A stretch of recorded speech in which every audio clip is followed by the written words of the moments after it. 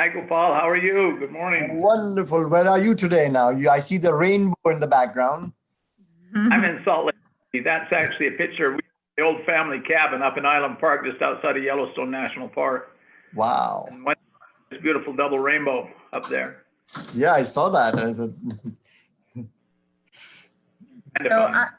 I know we have a full schedule today, and it's 12:01. So I'd love to kick us off and welcome everyone to our third Art Director Speaker Series presentation. And we're now excited to welcome back Dr. James, so we can really learn more about learning healthcare systems in the real world environment.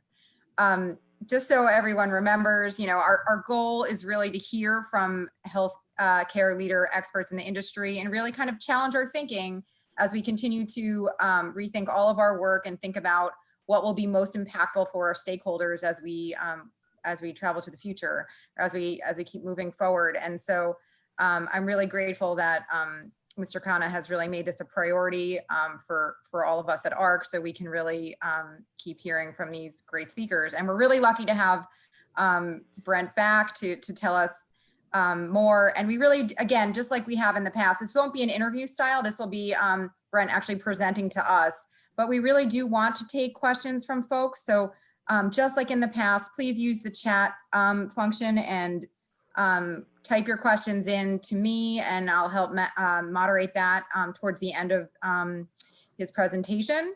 And just a reminder for folks, Jen, please, next slide. Save the date for we have 2 more coming up this October.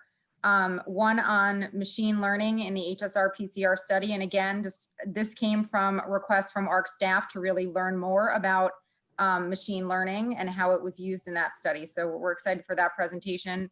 And then on October 27th, it'll be more of a conversation style interview with Ellie Dehoney from Research America, which we're also excited about. So with that, I'll turn it over to Mr. Khanna to say a few words. Thank you, Jamie. Thank you so much for helping us get this program going. I've heard great things from our staff and my colleagues here at ARC who have enjoyed the previous conversations. We were grateful to have Dr. James with us earlier, a couple of weeks back, and Brent, you got us all excited about going through your narrative of how some of these practices can be improved at the point of care, and how the value can be realized, and how we can tackle the waste that is embedded in the system, and then use the learning health systems methodology and the program and the processes to achieve that end goal. We here at ARC are committed to one and only one goal, which is ultimately we want to provide the best health and make sure that the patients, the American people, receive the best care and have safe, high quality and high value delivery of care for them and their own well-being and wellness. Having said that, again, as Jamie pointed out, your show walking us through the whole narrative in terms of the way you see it from a practical application. Certainly, we'll ask all our colleagues to send in their questions, and we'll have plenty of time for that dialogue and conversation. So having said that, Brent, please take it from here. Thank you. It's a delight to be with you again. You know, the best way I know to do this is to really tell a story. It starts many years ago for me. I was at the Dana-Farber Cancer Institute. I was technically on the clinical service, but a big part of it was also research, mostly research. In doing this, I really want to go through 5 areas: clinical opportunity, which I'll describe first; a value proposition that has to do with waste. I want to discuss why unwarranted variation happens, and then proven methods for better, cheaper care. I don't think we'll have time to get to what to the future hold, maybe a little bit in cursory form, but I have a few too many slides. Well, to come back to it, the story, Dana-Farber Cancer Institute, I was a trained researcher, and I was pretty good at it, I guess. Have that master's degree in statistics, in theory, a clinical appointment, but it was almost all research. I was over GI tumors for the largest multi-center trials group in the world, Eastern Cooperative Oncology Group in CALGB. Any given point in time, I'd have about 4 to 6 big randomized controlled trials running under my supervision. Every year I'd finish up a couple, write them up, publish them, start a couple more along the way. Here's what was so funny about it. I lived in two very different worlds. When I was doing research, it was rigorous methods, very carefully developed science, so I could link cause to effect, identify treatments that really worked, and show how they should happen. On the other hand, occasionally when I saw a patient, it's if I went into a completely different world. Guys, it was high quality care because these hands did it. You do understand that. That was the ethic of the day. I was one of the recognized experts in the world on colorectal cancers. I mean, when NCI held a consensus group, I got invited, you see. Isn't that sufficient? What happened to me is a series of personal things happened.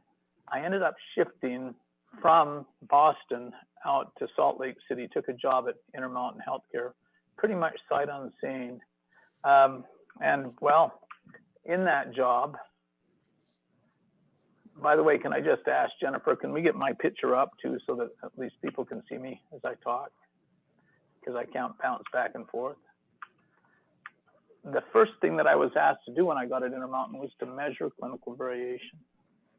Now, prior to that time, we'd had a certain amount of work in the field that was really led by Jack Wenberg, well, a long list of researchers, but Wenberg, the Dartmouth crowd, was really at the start of that.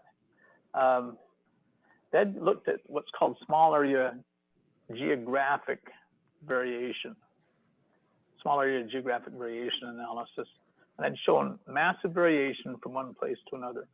I believe that our work was probably the first time that it was actually focused on care within a single facility. And what we found was variation that was even larger than the variation that occurred across geographic regions. So what this slide is showing, just to give you a sense of it, we called them QUE studies, quality utilization and efficiency studies, would identify a common treatment or procedure. This was transurethral prostatectomy. We'd do a very careful analysis of all patients who got the procedure, typically a 1-year time frame, but we would assess the patient's basic demographics, of course, coming in, but also the severity of their presenting complaint relative to the procedure that was done.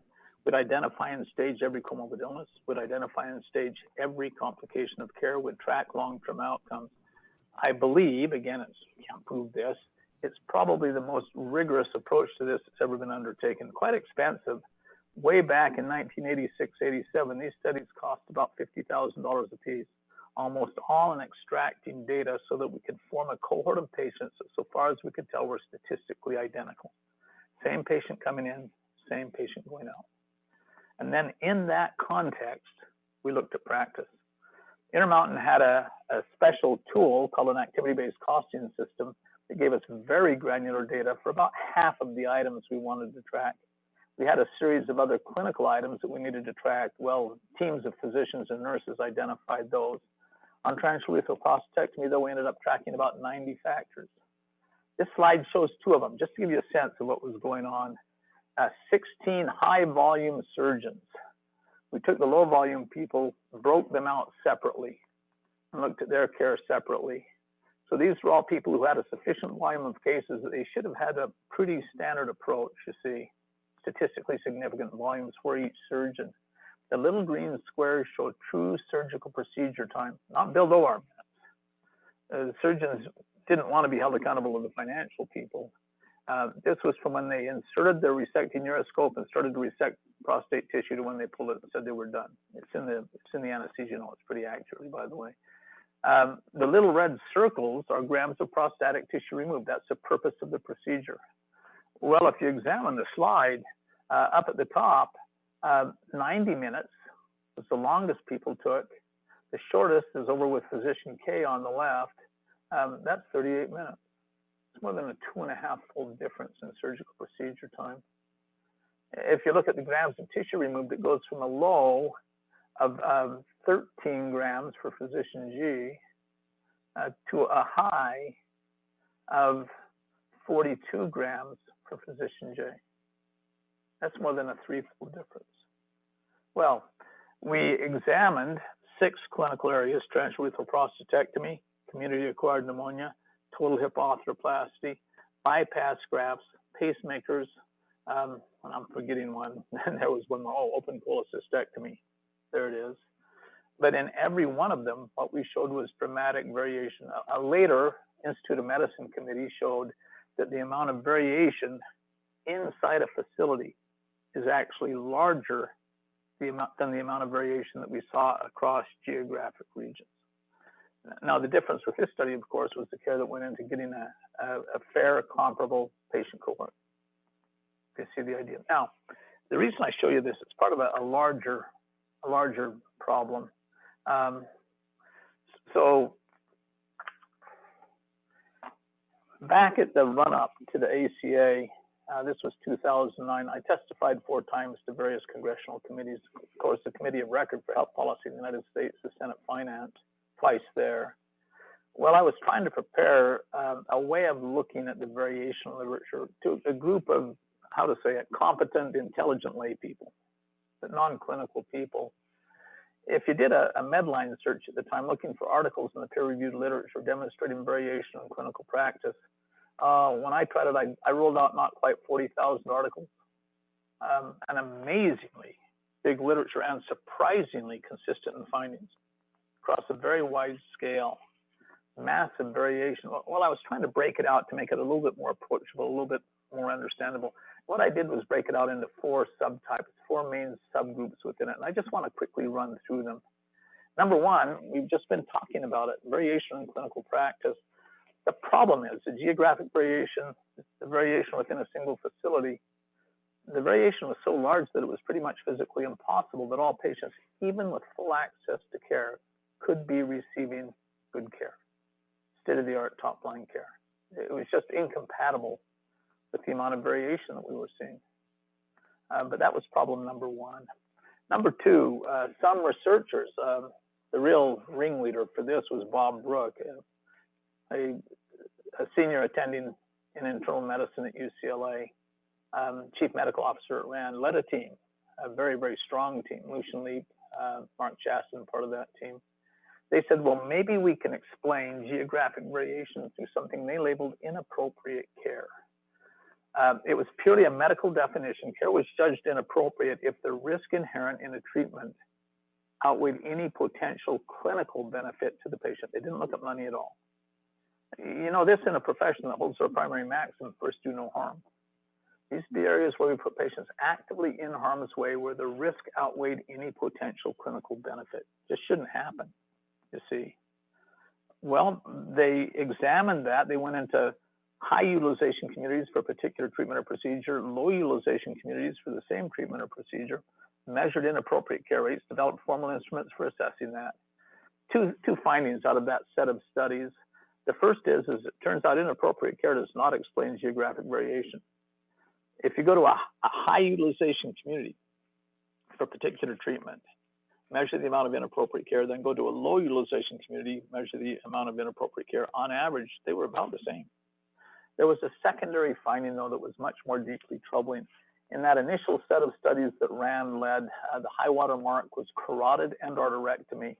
32% of all cases performed judged to be clinically inappropriate on careful review by one's peers. Should never have been done. It gets worse. The Courage trial some years ago, looking at coronary artery stenting, estimated that over half of all stents placed are clinically inappropriate. The risk outweighs any potential benefit. Should never have been done. More recently, to bring it a little bit more up to date, Gary Kaplan runs Virginia Mason Health Center, Medical Center in Seattle. He's a center of excellence for Pacific Business Group on Health. His largest customer is Walmart. Well, when Walmart has a patient who is referred for surgery in their local community, anywhere in the Pacific Northwest, if they're referred for surgery for low back pain, they won't pay for the surgery unless that patient flies with a support person to Seattle. They really take pretty good care of them. And the procedure has to be done at Virginia Mason. Well, Gary's first step is to do a full review of appropriateness. Now remember, these are patients who were slotted for surgery, scheduled for surgery in their local community before Walmart intervened and shipped them to Seattle. Gary tells me that he's sending back 52% of all cases. Said another way, he's saying that 52% of patients sent to surgery for low back pain are clinically inappropriate. The risk outweighs any potential benefit. By the way, he sends them to medical management and gets great outcomes just in passing. If you think number one was professionally challenging, number two completely outweighed it. Number three on the list, November 30th, 1999, the Institute of Medicine's Committee on Quality in Healthcare in America published a report called To Err is Human. You're probably familiar with it. Within that study, we estimated that somewhere between 44,000 and 98,000 people die each year here in the United States in hospitals, where their cause of death was not their underlying disease, but the treatments we use to address those diseases, in ways that for each case, two separate independent physician reviewers agreed was avoidable. You know, we've done an evidence review. We found about 60 major studies in doing the evidence review for To Err is Human. Believe it or not, we were being conservative, and we knew it. Participated in research since that suggests a real death rate for avoidable hospital-based injuries. Well, a guy named John James, no relation, about 210,000 preventable deaths per year. It kind of has karmic balance. You gotta love this one. It means that hospitals are somewhere between the second and fourth most common cause of preventable death in the United States. I mean, hospitals are a major public health problem. It's really kind of interesting, isn't it? Now, in fairness, everybody on that IOM committee, we were all clinicians. We understood that any treatment that's powerful enough to heal can also harm, that you're often walking a very thin line between help and harm. More than that, on average, care delivery adds about 3.5 to 7 years of life expectancy on average to every American's life. Of course, much greater for some individuals, not so much for others, but on average, 3.5 to 7 years. What I'm saying is the upside of care delivery is dramatically larger than the downside. You'd be a fool to stay away from healthcare because of fear of care-associated injuries. You know, it's funny though, I swear that nobody ever reads the second half of an IOM report except those of us who write them. The whole point, we had proven science by which you could dramatically drop the injury rates without losing any of the benefit. You could take it down by 60, 70, 80%. That was the point right there. We could be much better. This was a price that we didn't have to pay. Now, I'll tell you truthfully, the right goal is always zero injuries. I'm not quite sure how to get there. I don't think anybody is, even though that's a correct goal to have, but it's clear that we could be much closer to that goal. Number 4 on my list is actually a twist on number 3. We called them in a follow-on IOM committee, we called them injuries of omission. That's where I have strong evidence of a treatment that's beneficial, something that we should do when circumstances require and do consistently. Is really Beth McGlynn at Rand when she did the initial work. She's now at Kaiser Permanente in Oakland, California. She identified 90 such factors and went through and carefully measured, okay, for things we know work, how well do we execute? It's called high reliability care. What she showed is that for adults, we do it correctly 54.9% of the time. For children, 46% of the time. So the way to think about this one, if we can achieve miracles, as we demonstrably do, doing it correctly about half the time, what kind of miracles could we achieve if we did it correctly all the time, or something close to all the time? It means that we're leaving an awful lot of lives and pain and suffering on the table. By the way, for those of you who will be familiar with this, given that this is AHRQ, Mark Chassin called number 2 on my list overuse.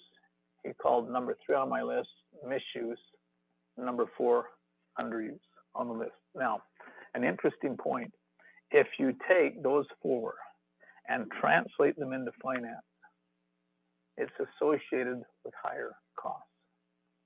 Variation causes waste. The definition of waste that I'm using comes from Ed Deming, the father of quality improvement theory. It's those circumstances where as you improve quality, it causes a key word here, it causes your costs to fall, all right? And in all the areas that I've just described, this holds true. I won't go through the details of tracking it all down, we could if you'd like, but this generally holds true. Well, how big is waste in healthcare? the primary citation among many, back in 2010, another IOM committee, we called together the experts, about an 800-page tome, our one-line soundbite result. We said that a minimum of 30% and probably over 50% of all resources used in healthcare delivery are quality-associated waste. Where you could take out the money by improving the care. It's the key thing. See that idea? It means that the money aligns to your mission. Truth in advertising, I model this. I don't think I have time to show you the models that I use. I think they're better, of course. They're my own. I get about 65% waste. Well, let's just get that into some round numbers. In 2020, this country is going to spend about $3.6 trillion on healthcare delivery. This is outside of the COVID epidemic. Estimates from before COVID hit. But independent of COVID, about 3.6 trillion. I'm suggesting that somewhere on the order of $2 trillion is available for extraction through higher quality care. Just in passing, if I were talking to a care delivery group, yeah, they're always worried about maintaining what's called an operating margin of surviving financially. And they'll every year have a series of strategies, nearly always around generating more revenues, do more imaging, do more lab tests, bring in that heart specialist, bring in that new therapy, do more care in order to maintain financial viability. Here's the point. That estimate of waste in the system is at least 10 to 100 times greater than any opportunity associated with traditional revenue enhancement. All right, the pot of money is dramatically bigger. But that's the first thing we need to know about waste. The second thing, the way to think about it, there's a guy named Phil Crosby who some years ago wrote a series of books called Quality is Free. It turns out that Phil was being a little poetic there, a little lyrical. It's not free. It always requires an investment to make the necessary changes. Every instance that I've ever seen in my life, that investment has to come through a clinical care delivery group, always through a clinical care delivery group. You know, it's changes in leadership, it's study and investigation, data systems, physical plant equipment, the usual sorts of things that you'd expect. Well, it's not that quality is free, it's just that it has a truly massive return on investment. The investment compared to the money you get out through waste savings, yeah, real leverage. So let's look at it from that viewpoint. Much higher return on investment, ROI, from waste elimination than from revenue growth. So if I'm doing a revenue growth project and I invest the money, I do that new service, if I can get about a 5 to 9% contribution to what's called my operating margin, pay for itself plus 5 to 9%, that's considered a real success. You know, that's in the range of, that's the sweet zone. That's where you can tally up another win. Here's the trick. Waste elimination, I'm going to show you an example in a few minutes. 50 to 100% contribution margin. The example I'm going to show you is over 500% contribution. It's not just that the pot of money is bigger by an order of 10 to 100 times. It's that the return on investment for change is similarly bigger by at least 10 times. You see, that's the point. I mean, forget the ethics, forget the mission. From a purely financial standpoint, this idea of quality associated waste and waste elimination is financially dominant when people choose to look at it that way. Now, the next thing you need to know, we know why variation happens. I'm not going to do this a fair presentation on it. We just don't have time. If I had you in my course on the topic, we'd spend most of the day on this, digging through the evidence. It's great fun, by the way. The short version, what causes clinical variation? Number one is complexity, what that literature often calls clinical uncertainty. In the context of reliance on human memory, what's called the craft of medicine, as a mechanism for deploying the knowledge. Basic idea is we load all the knowledge into the expert human mind and then expect those minds from memory to correctly apply it to each patient. All right, and then a complicating factor, low transparency. At the front lines where the care actually happens, relatively poor data linking clinical choices to patient outcomes is part of routine practice. Now, a point about this, if you get the diagnosis wrong, I guarantee your treatment's going to be wrong. Management strategies that fail to address these root causes will perform suboptimally. Well, usually they fail entirely. So one thing to remember as we move ahead, successful strategies address clinical uncertainty and address this problem of reliance on human memory. You know, to make that point a little bit more forcefully, the guy who actually really invented evidence-based medicine, well, all of the formal methods, he's the first person to use the term evidence-based medicine in the published literature back in 1990. I admit that people like David Sackett and his colleagues popularized it broadly and advanced the field, no question about it. And arguably, spreading it broadly is more important than developing the initial theory. Eddie's the guy who developed the theory by and large at Stanford University at the time. Here's how David said it. He said that the complexity of modern medicine exceeds the capacity of the unaided expert mind. And then he proceeded to prove that scientifically, to demonstrate it. All right. Now, again, without doing a fair approach to it, we just don't have the time. And please accept this as a premise. The core problem is complexity. And well, it's complexity combined with this idea that you load it all into the expert human mind and that those people can then correctly apply it.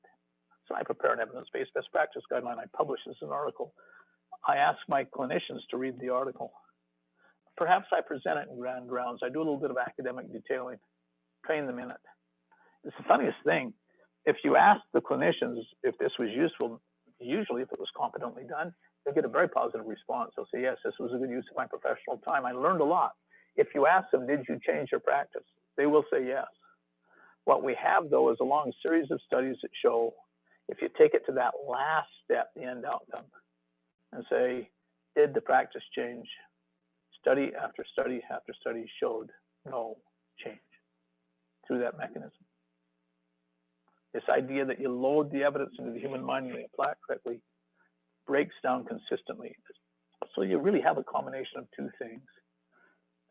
Rapidly advancing science in medicine and care delivery that exceeds the capacity of the unaided expert mind, combined with this deployment method of training, and then expecting those minds to correctly apply it. You see, now, relative to that, we have found proven solutions, a clinical management method. It's based on a particular principle. Now, this principle has been used in medicine. Well, I can find really good examples going back at least 70 years in my own life. John Eisenberg, a name you will probably recognize, John argued that he had examples going back at least 200 years. Well, let's describe it. As human beings, we've only ever found two ways to really address complexity. The first is the analytic method. Aristotle wrote about it. It's called reductionism, divide and conquer. You have a problem that's too big and complex to handle, break it into a series of small problems. Find a solution to each of the small problems, you've just solved the big problem. See the idea? In medicine, we would call that subspecialization. The trouble is you subspecialize down. You know, imagine that I start out in, well, how to say it, general medicine. I've got this license in my pocket right at the moment that says as a licensed physician that I am competent and allowed to practice medicine and surgery in all its branches. Stupider thing was never said. So I subspecialized just into internal medicine. Still pretty broad. Within that, just into endocrinology. Still pretty broad. Within that, just to diabetology. You know, I have some colleagues here in Utah who specialize just in cystic fibrosis, diabetes. You see the idea? The problem is that a human being is more than just the sum of their subcomponent parts. We call this medical home. Yeah, the old joke. As I subspecialize, I know more and more about less and less until I know everything about nothing. Somehow, you got to coordinate it together. It's not just the subcomponent parts, it's how they interact together. And that's where subspecialization falls short. Now, the whole point of the slide, the whole point of the method, there is a parallel, complementary way to address complexity. They work really well together. It's called mass customization. That's the term that was applied in Womack's famous text from 1990, The Machine That Changed the World. And it's based around a seeming oxymoron. The key to effective variation is standardization. What you do with mass customization is you deploy standard work that makes it really easy to do it right, so it doesn't rely on memory. then you vary based upon individual patient need. Let me show you how it really works. This actually came out of a big randomized controlled trial that we did way back in 1991 here in Utah. It was around a disease called acute respiratory distress syndrome. By the way, that's SARS, just in passing today. People who die from SARS die from ARDS usually. It was in the context of a big NIH-funded randomized controlled trial. We were testing a new Italian artificial lung. It was in the control arm, though, standard ventilator management. Yeah, it's the first time that we identified significant variation, same expert academic intensivist, same patient morning to night rounds, significant variation, just in passing. And we validated this idea of complexity. Turns out that on careful examination, you needed to keep track of about 40 factors to set a ventilator. There was literature that showed the maximum carrying capacity of the expert mind is about 5 to 9. Guys, 40 is more than 9. And we were able to validate this whole mechanism. Well, the solution. Here's the basic layout in theory. It's sometimes called bundles. That's what IHI calls it. I call them protocols because it came from the way that you design care in the arms of randomized controlled trials. We call them protocols. It could be called a guideline. It's a strong form of lean, if you prefer to think of it that way. But 6 steps. Number 1, you identify a high priority clinical process, like ventilator management, acute respiratory distress syndrome, but any clinical process. That's called key process analysis, is the method by which you find them. Then for that process, you build an evidence-based best practice guideline, a protocol, all right? Now, you need to know by definition, it's always imperfect. On average, I can say, having built more than 100 of them, we have evidence for best practice, 15 to 25% of the time. For the key decisions, many times small decisions, it would never hit a full evidence review typically, but about 15 to 25% of the time we have evidence about best practice. Of course, the fallback, expert consensus opinion, Eddie demonstrated that consensus opinion is inherently and deeply unreliable. Thou shalt not rely on expert consensus for best practice. All right, that's a conversation for another day. But that's a fundamental truth. We'll build it anyway. By definition, it's going to be imperfect. You build it anyway because of what's going to come next. Steps 3 and 4 are the hard part. 3, probably the worst of all. You blend it into clinical workflow so that it doesn't rely on human memory. This is a form of clinical decision support, but you want to blend it in. So doctor, phone it in. I mean, don't even bother to show up. Just on standard care, you're going to get evidence-based best care because you build it in. We had about 20 tools. The most common was a standing order set, what we call clinical flow sheets, actual lists, patient worksheets, about 20 little tools. But again, you just build it in so it didn't rely on memory. What you're doing is taking your clinical decision support and deploying it into the interface of patients in contact with clinicians, nurses, physicians, therapists, the whole group. Now, if you do it in a clever, careful way, it will typically reduce the burden on the clinicians. All right, and you get good at it when you do it for a while. Now, side by side with the clinical decision support deployed into the interface, same interface, you're going to capture 2 kinds of data as part of the clinical care, as the care happens. Number 1, I need to know if somebody varied from protocol. I need to look for protocol variations. So you look at the standing order set and say, this order is wrong for this patient. You cross it out. That's a variation. I need to flag it. You add a new order. Oh, that's a variation. You need to flag it. The clinical flow sheet says that, okay, in this course of care, next I should go here and do this for this patient. I think, not today. That doesn't fit very well. I'm going to instead go there and do that. Now you're free to do that, but that's a variation. So you flag the variations. All right. The second data, you capture short and long-term patient outcomes. Technically, intermediate and final clinical and cost outcomes. You can treat satisfaction, patient experience of care as a separate system. I recommend that you do. It'll simplify your life considerably, but you do need clinical and cost, intermediate and final outcome. All right. It works best. There's a method. It's the way that you design data systems for randomized controlled trials. It's at least where we borrowed it from.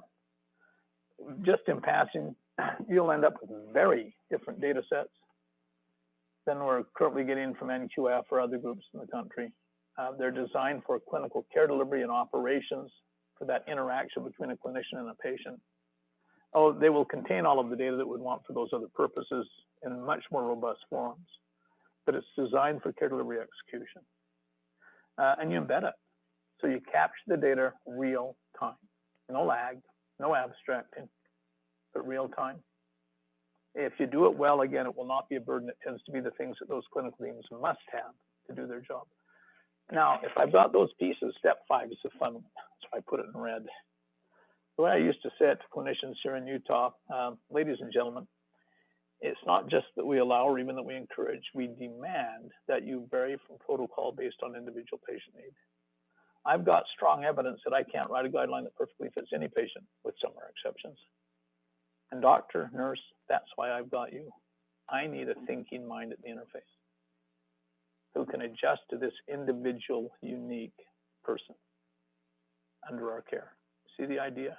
Oh, doctor, you'll get as much scrutiny for complying with one of our protocols too much compared to your peers as you will for complying with one too little. If you're different from your peers, we have an opportunity to learn. Either you have something to teach us, you'd be surprised how often that happens, positive deviance, or we have something to teach you, perhaps. See the idea? You formalize that, that's step 6. Technically, it's called a lean learning loop. But you track the variation in the outcomes data and you feed it back. Now, there are a couple of things happening here. First of all, this is the foundation for the learning healthcare system, the still mechanism that I've just described. You're capturing data so you can validate the protocols. You're also modifying the protocols at a fairly high rate, especially when you first introduce them. Well, for example, with ARDS, probably the finest evidence-based best practice guideline I've seen in my life.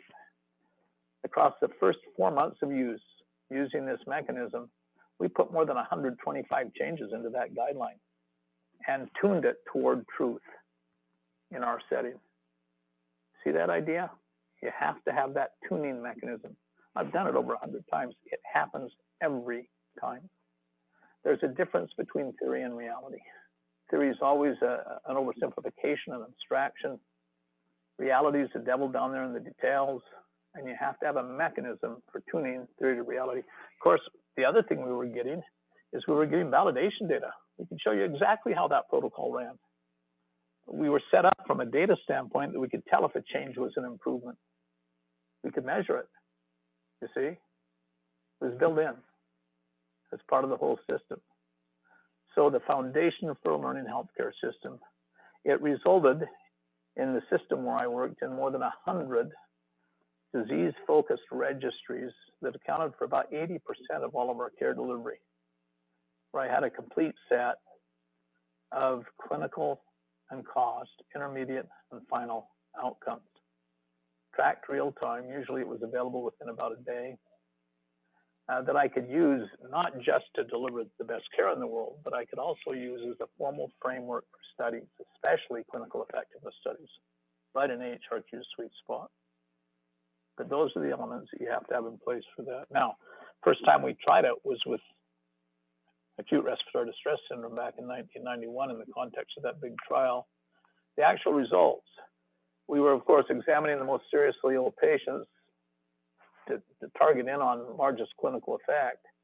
ECMO entry criteria ARDS patients, survival improved from 9.5% to 44%. It's the first time we'd seen a change in clinical outcomes since ARDS was defined as a syndrome back in the 1960s, and it was a dramatic, large improvement. We then went on to validate that across ARDSNet, 16 other major academic centers studying this problem. By that point, we expected the cost to fall as the waste came out, about a 25% drop in cost. Interestingly, physician time fell by about 50%. Tends to make the clinicians more efficient in their work. We knew we had a live one. Now, the thing you need to know, as I mentioned before, I have more than 100 of these. The way I say it to healing professionals, we count our successes in lives, literally. I could document more than 2,000 lives per year here in Utah, people who a few years ago would have died who don't today by applying this method. The takeaway, we could be dramatically better for our patients in their hour of need. And you understand that mortality, what I'm tracking, it's the tip of the iceberg. Dramatically bigger impact in terms of function restored, suffering averted. The key thing that any clinician needs to know it's within our reach. We could do it. We could be dramatically better as healing professionals. And our primary mission and goal in serving patients first and always. That's the first thing I want you to know. You know, some years ago, Carolyn Clancy and I were testifying before Congress together, and Carolyn shared an article. It suggested that we would get more benefit for the people of the United States if we could simply, consistently deploy what we know right now. Would have a bigger benefit than the next 30 years of investment in the NIH in generating new biomedical research. And this really validates that whole idea along the way. We count our successes of minds. Well, lesson number 2, let's just set up an example to show what this is. A little study we published in JAMA back in 2016. It has to do with, we call it team-based care. It's really a 3rd-generation patient-centered medical home. Now, if you read the article, you'll see that we were looking at an outpatient setting, about 150,000 patients in the trial. What we did, Gen 1, was deploy, based upon what I just showed you, shared baseline protocols, chronic disease management into primary care, diabetes, heart failure, hypertension, those sorts of things. We ran trials and showed that, yes, they dramatically improved clinical outcomes while reducing costs. Gen 2, Brenda Reese-Brennan led an effort to add what we called mental health integration. Most mental health problems are really chronic diseases manageable in an outpatient setting. They will have an acute component in hospitals, but the vast majority is outpatient. The big guy is depression. So we added that in. Same basic structure. Another set of trials, by the way, to show that it worked. Gen 3, we added care coordinators to coordinate other resources within the community to the hospital care, even outside of our boundaries. What this is showing is the financial impact. Sorry for the line breaks from the set of slides I sent in, by the way. Yeah, emergency room visits in the test arm of the trial fell by 11%. Hospital admits, there's a big one, 22% drop in hospitalizations. Other avoidable visits and admissions, this is really a specialist in outpatient procedures, 21% fall. As you would expect, primary care costs go up as you improve care in a primary care setting. It's called move upstream, where you move up to the primary care level, manage the care much better so you don't have downstream failures represented by hospitalization and specialty visits and the like. Of course, we'd much rather that our patients went into our walk-in primary care, 24/7 urgent care visits and going to the ED. We saw a nice shift there, much cheaper, also more effective when you match the care to the need more accurately. On the slide, I put in radiology tests. The imaging fell by 11%. I want to say lab fell by 13. I'd have to go look at the article. I forgot to put it on. Well, here's the point. Yeah. Our conservative estimate of our spend. Remember, there's always an investment. It costs us about $22 per member per year to deploy that. It's actually a little high. We were being conservative. The real number was $16 to $18. If I did the finances accurately as opposed to very conservatively. Well, our total medical expense fell by 115. Wait a minute. That's more than a 5-to-1, a 500% ROI, return on investment. Remember earlier I talked about the return on investment side? That kind of leverage dramatically outweighs anything I could do on the increased revenues strategy side, if you see the idea. What I really want you to take away from this, nearly always better care is cheaper care through those waste mechanisms. Said another way, speaking to a care delivery system, the path to financial success leads through clinical excellence. Now, just an idea. Have you ever thought of that at HRQ? Of making not just the clinical argument, but the financial argument? Would that be a fun area to develop capability on the financial side? Brent, I just want to give you a heads up that we're at 12:45, so just to allow some time for questions. We have a few in the chat box, but feel free to do some more and then we can turn to questions. Will do. Well, the key takeaway, nearly always better care is cheaper care. We need to talk about a third thing. It's called financial alignment. The question is who makes the investment versus who gets the waste savings. All right. Remember, it's always clinical change. It's always a care delivery group who makes the investment. We talked about this in an article in, of all crazy places, Harvard Business Review. This is my actual waste model. I won't go into it in detail. One of the real advantages to it is different ways of eliminating waste on the left, kind of on the y-axis. The x-axis are payment methods. The thing you need to see on this, a red down triangle means that the care delivery group made the investment, but all of the waste savings went back to a care purchaser, leaving the care delivery group holding the bag for the investment in change. Sometimes it actually long-term damages their general financial position in general across a long-term basis. All right. A green up triangle means that you actually got financial alignment, where those who had to make the investment got the return to offset the cost of the investment and hopefully generate a little bit of extra money in order to fund the next set. You see, you'll notice that there's only one column that's all green, where in all categories, you get that financial alignment. I've labeled it as provider at risk. It's some form of capitation or shared savings. Oh, I've just shown you the background for the whole argument for pay for value on a broad scale. That's the whole argument for pay for value right there, if you follow it all the way through. But the idea is you really do have to get that financial alignment. One last quick idea. Yeah, just to show you it's real. This was Intermountain Healthcare, where I was working at the time. This was our expected growth curve. The population was increasing in the state. We also had that demographic shift, baby boom hitting their chronic disease years. This was actually a conservative estimate of the expected growth rate of the system just to meet current needs at our current level of performance. We decided we wanted to reduce the cost of healthcare. The populations we served, our CFO, Brent James, said consumer price index inflation plus 1%. Best estimates, it means we had to hit that line, the black line. It means we needed about a 13% drop in our cost of operations across a 5-year time period. It shows the actual figures we achieved, not as analyzed by me, but by the finance department. That means people actually believed it, just in passing. Yeah, I could show you the actual improvement projects that drove those changes. It turns out that by 2015, 4 years in, we'd hit the 13%. We took about $700 million out of our cost of operations. I'm showing you this. I want you to know that it's real. This is just as real as it can be. Well, I told you I probably wouldn't get to what did the future hold.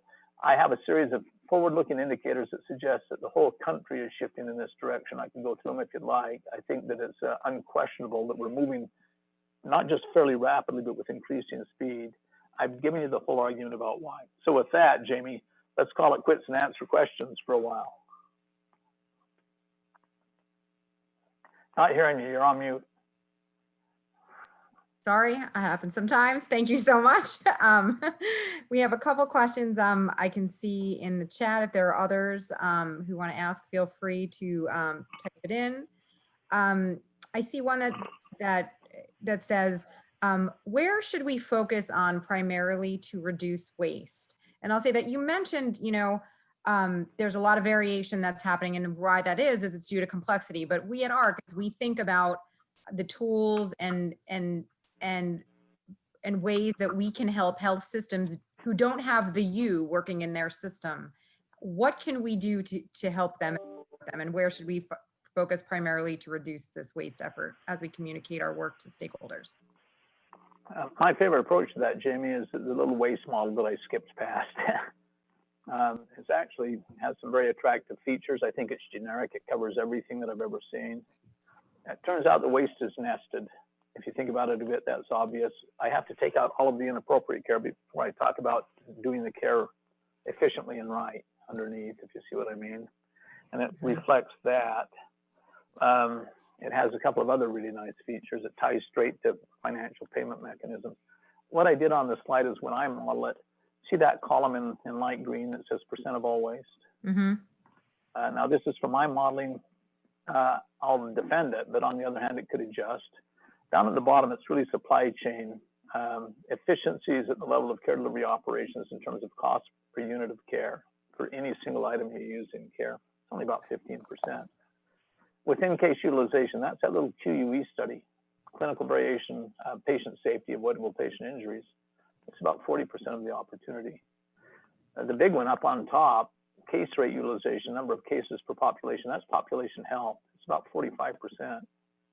So when I'm talking to a care delivery system and they say that they would like to be able to actually survive financially at Medicare reimbursement rates, all right, that's category 2.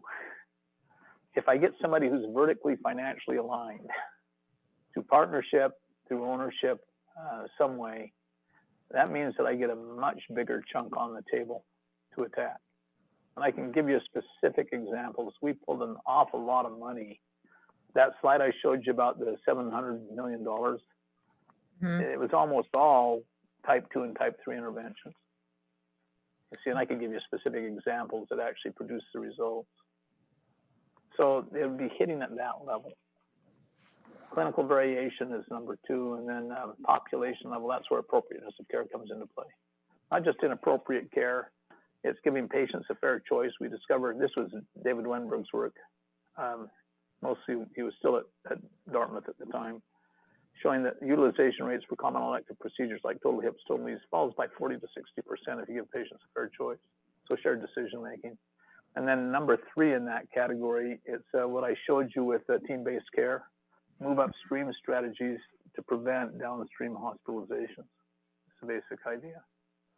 But this is my framework when I go in and talk to somebody to say, here were the opportunities. Well, guys, now what do you want to attack?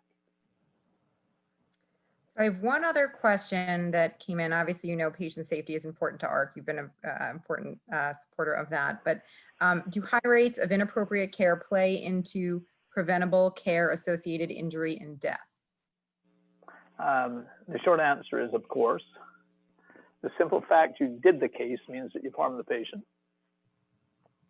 You could argue that it's a form of patient safety violation all by itself.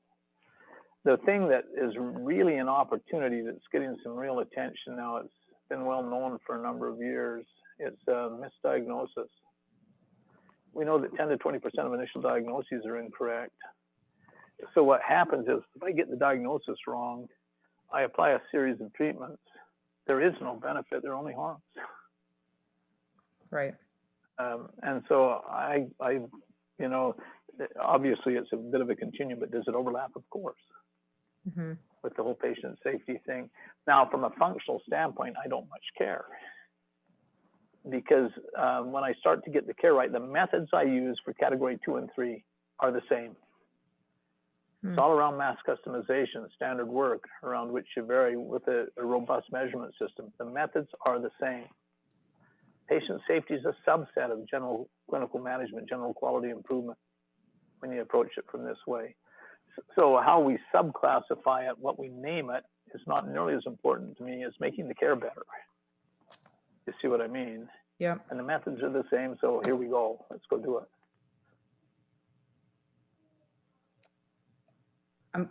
I'm going to turn over to Gopal. You're on mute, so just want to make sure you unmute yourself. Brent, that's awesome presentation, and there's several things that came to my mind that I would like to just sort of tease out a little bit more, and more from a CEO perspective. Obviously, your work has demonstrated in both quantitative and qualitative terms the improvement opportunities that can be realized, whether it be efficiency or waste removal, waste elimination, and a very significant amount of gains can be realized, 15% from an efficiency perspective, 45% from a waste removal, or when you see it from that through that lens. How do you think the leadership at the delivery systems are reacting to adopting some of these practices that you're talking about? The honest truth is Mr. Khanna, that they struggle with it. You know, there are a couple of different reasons. One of the main ones, I got it from one of my regional vice presidents, a guy named Tim Pearson. We've been through the science. The evidence is overwhelming, by the way. You really can't argue against it. And what he said is, he said, Brent, I get it. He said, I see the math. He says, it's compelling. I believe you. He said, the trouble is, he says, under a fee-for-service system, I know where the levers are to manage the system. He said, under this new world, I don't know where they are. You see, and he says, it makes it really hard. He says, it just feels wrong to me. So what you get is a certain amount of tradition playing through. It takes an early adopter, somebody who's really willing to break out to do it well. and make it successful. We also face a certain amount to really get it working well. You got to get the financials aligned. Yeah. And there's a conflict between the insurers, the payers, and the care delivery groups about how you split the pie a little bit, right? And so common excuse I hear from a CEO is, well, the payers just aren't willing to play the game with me. I think it is an excuse, but those are the sorts of things you hear. On the other hand, you need to know it is moving and moving rapidly. I can give you a quick list of 10 good examples of big systems who are way down the road on this. Well, obviously, some people get it. Like you talk about Gary Kaplan, and we had Gary Kaplan on the speaker series last week. He's very impressive, and he's doing some very creative work. But just shifting the gears, and I know you didn't have enough time to cover the futures. If you were to leave us with some ideas as to what you envision the future in terms of delivery systems and the kind of things that we at ARC should be thinking about, looking at through that futures-led challenges where our work can really help in improving the delivery of care. So relative to that, Paul, well, a couple of ideas. Kaiser Permanente is fully vertically aligned, and I work with them as they try to really advance this strategy, and they're being very successful. They've gone from $70 billion to $90 billion across the last 4 years. And they do it by attracting more patients in their local markets. They've got the data to show it. It's University of Pittsburgh Medical Center that's fully in this. It's what's called Unity Health, the old Iowa Health System that's fully in it. It's happening on a broad scale, all right? For you, what's most important? One of the real challenges people have, it's not just the evidence-based best practice, where HRQ is really quite capable. You've got to align the data system. And NQF, I was on the group that set up NQF, for heaven's sakes. But NQF, because of political factors, have never been able to step up to it. Would you consider at HRQ aligning the data systems to this sort of a method? So that you can show a care system, here's what you need and here's why. Maybe collaborating with NQF or other groups in DHHS. You see the idea? You've got a piece of the solution, but there's a couple of other pieces you have to have. Consider adding the finances. So that you can make a pitch to somebody, not just around clinical outcomes, but financial outcomes too. I think you could expand your portfolio in some critical ways that would make you dramatically more effective. That's what I believe. I think, Brent, I'm looking at the clock and I want to be very respectful of your time and everyone's time here. Data, when you talk about data and data systems, you've touched within me because, and perhaps we'll have to get you into another conversation with my data team, focusing only on how ARC's data work can further be expanded, as you said. That's really something that we can really build upon. But today you have introduced some very interesting ideas, some very practical pointers as to how the care can be improved, how the entire delivery system can start eliminating waste, improving efficiencies, and realize much larger gains. I think that's call to action for all of us who are in the healthcare space. I thank you very much for joining us today and for taking the time to share your wisdom, your real world experiences with us. We are all better for it, and we need people like you to continue championing and informing our stakeholders all across the country the relevance and impact that ARC is having in improving the delivery of care for the American people. Thank you, sir. Once again, I appreciate it, and I speak of all my colleagues that we are delighted to have you come and present to us. Thank you. Thanks for giving me the opportunity. For organizing this discussion. Thank you all, my colleagues. I appreciate you joining us today. Thanks, everybody.